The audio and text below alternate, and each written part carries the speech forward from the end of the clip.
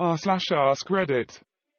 All 44 US presidents are locked in a large conference room for 24 hours. What happens? Washington scolds everyone because he said that they couldn't have parties in the House, or anywhere in government for that matter. Assuming they're all alive, like 30 of them stare at Obama. Johnson whips out his, Johnson to assert dominance. Even Washington, the man with 30 dicks, is sword. Trump insists his is bigger but won't prove it. I don't think Andrew Jackson and Barack Obama would get along. I don't think Obama would get along well with any pre-Nixon president. 5 people stare aghast at 39 corpses.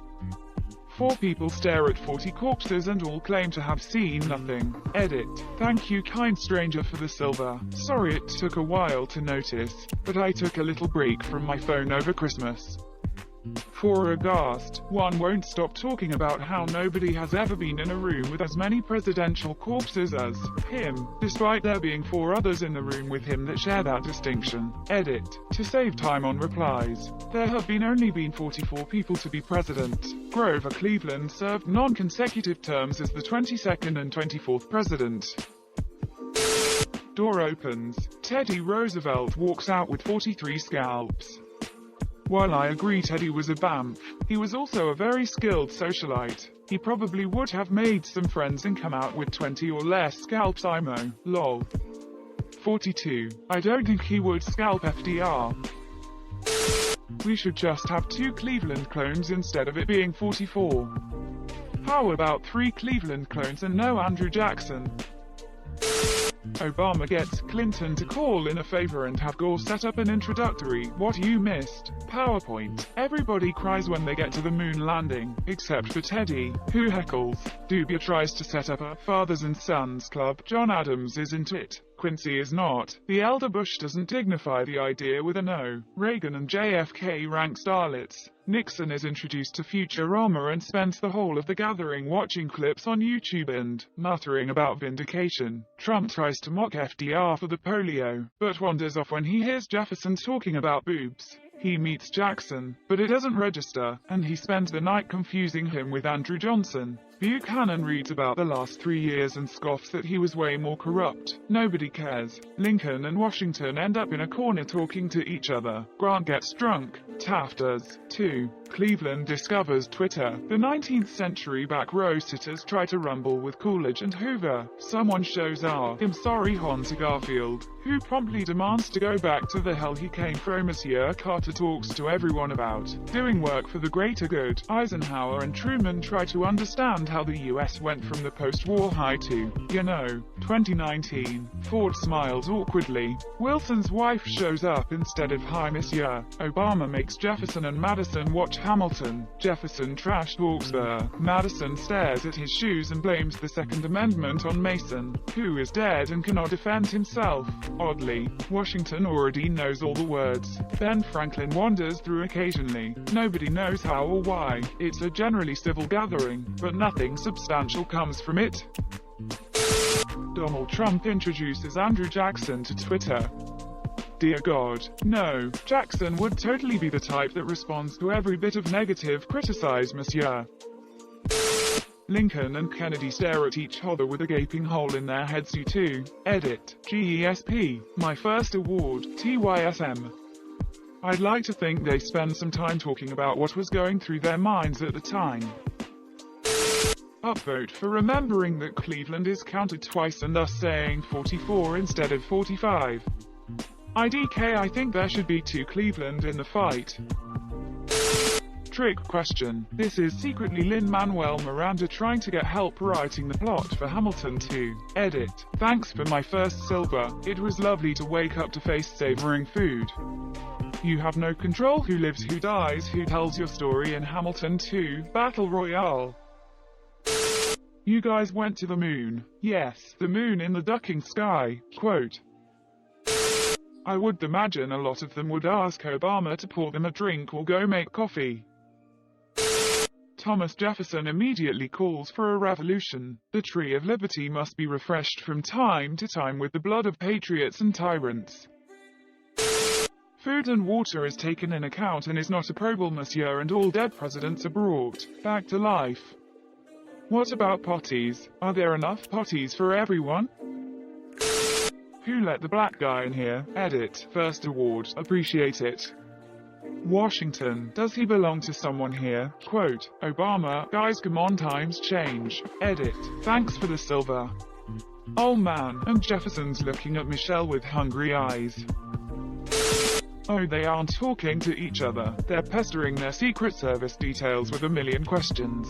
Who do you think locks the doors? By the way, the Secret Service is now hiring, as their list of high-level protectees just skyrocketed. Special consideration will be given to history and Old English buffs. Why have you brought us here? The presidents ask. It wasn't us. The Secret Service agents say. If not you, then who? Ask the presidents. Me, says Mecha Ben Franklin, bursting through the wall like the Kool-Aid man with his robot body powered by lightning and the love of older French women. I've gathered you all here to announce that I'm running for president in 2020. Might as well, right? They already have me on the money. Why did you need to call us all here to announce that? Asks a small president in the back. Most likely James Madison. Couldn't you just call a press conference or announce it on Twitter? Quote, I could have, says Ben Franklin in his unholy robot body, but I need a running mate. So I want you all to look under your chair. Each of you has a sword. Remember, there can be only one. Quote.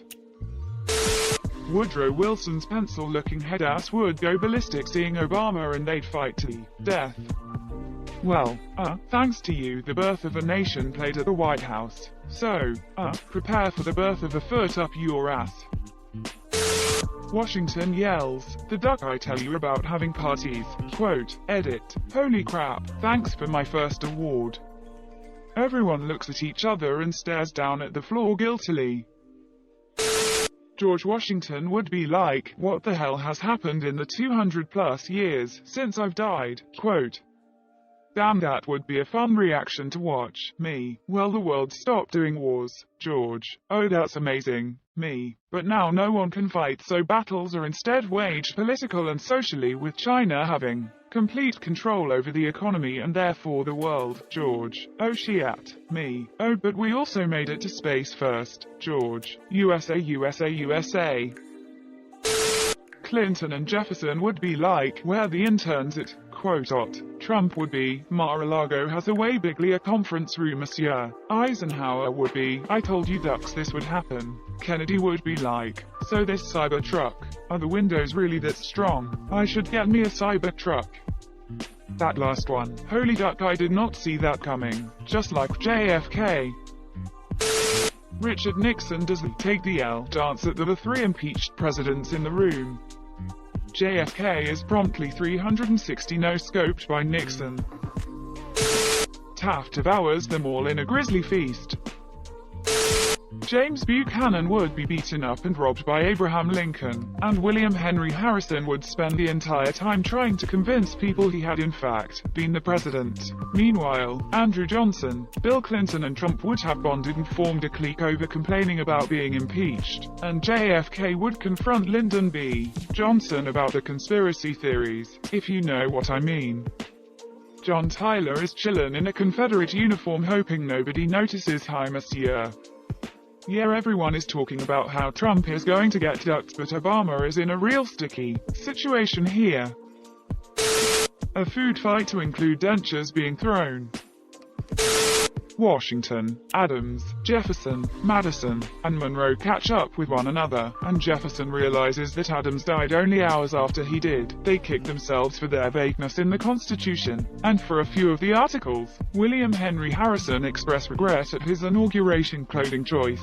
Tyler and Polk wonder how the hell they got here. Franklin Pierce is still looking for his son's head. Lincoln sees Obama talking with the more recent presidents but is nervous that he's read Lincoln's speeches from his debates against Douglas. Buchanan scopes out the newer guys to see which would make the most suitable male partner. Andrew Johnson proposes a plan to reconstruct their history and how they got to where they did. but unkindly asks Obama to leave. Cleveland is wondering why his past and future self are in the same place at the same time, and wonders if he can talk to the other. Garfield curses the doctors who tried to dig the harmless bullet out. McKinley curses the lack of security at the Pan American Exposition. Teddy Roosevelt says how men used to be tougher, retelling the story of how he was shot and still gave a 2-hour speech after. Wilson writes and explains 14 points on the wall, but no one is listening. Harding has made a secret tunnel not to escape, but to go to his mistress's bedrooms. FDR sits quietly in his wheelchair.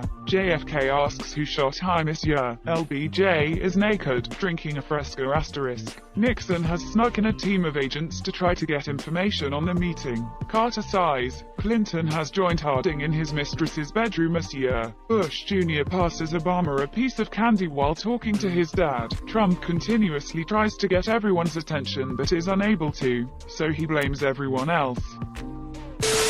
Abraham Lincoln destroys everyone in a mega rap battle. By the people for the people of the people EAGLEE.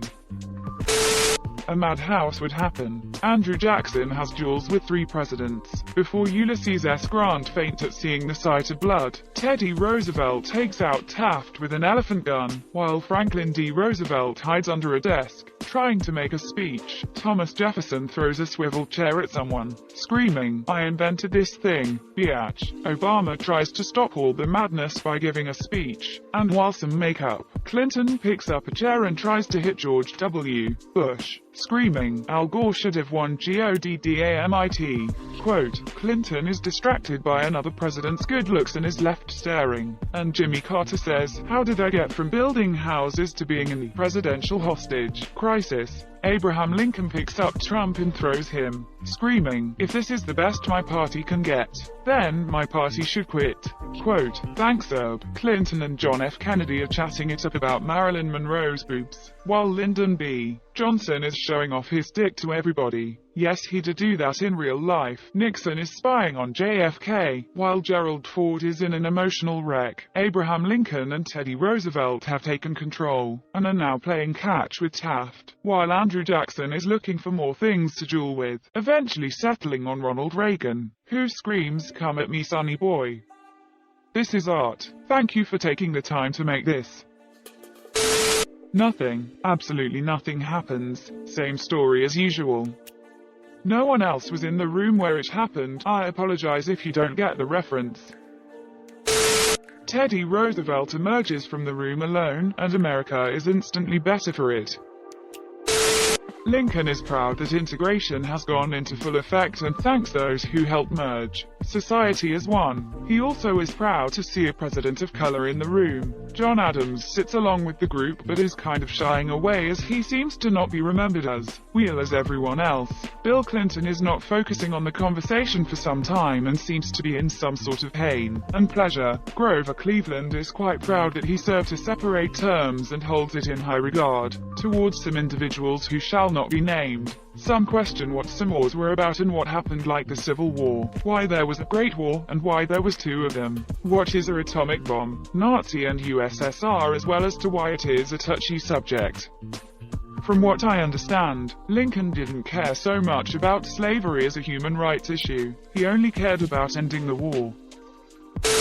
All the presidents still alive are probably horrified at the dead ones in the room. Monsieur Grant reanimates and asks the survivors which way to Atlanta. Quote, "We hopefully finally get some of them to clarify what they meant by the Second Amendment." Taft proves that the stuck in a bathtub thing was a myth. Wilson apologizes for screening KKK movies in the White House. Harrison is sad he's only remembered for dying, and Washington shows everyone he didn't actually have wooden teeth. Worse, he took them from poor people and slaves. Why would Wilson apologize? He was a major racist. Bringing him back to life wouldn't change that, especially being in a room with a bunch of other racists. Donald Trump complains to everyone about being the victim of a witch hunt. Andrew Jackson, deeply worried by this, ties Trump to a stake and burns him alive. Carter, Bush, Clinton and Obama are sickened by the stench of the other 3940. Edit. Grover Math.